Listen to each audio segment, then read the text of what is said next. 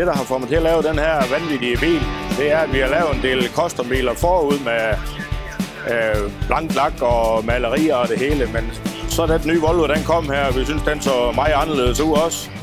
Og så fik vi den idé at prøve at lave kunst, så vi synes jo selv, at vi har fået kunst på kunst her. Det er helt fantastisk. Det er slet ikke, som man plejer at se en lastbil, den var malet. Han har malet det hele i frihånd, konturer og det hele. Ja, man blir inspirerad av att titta på den. Det är väldigt häftiga motiv på den. Ja, det är ett väldigt konstverk, liksom, verkligen väldigt Picasso-likt. The most surprising thing is that I think that it's not what people expect from either me or from Volvo or in the trucking world at all.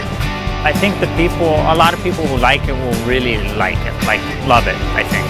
And I think people who don't like it really won't like it.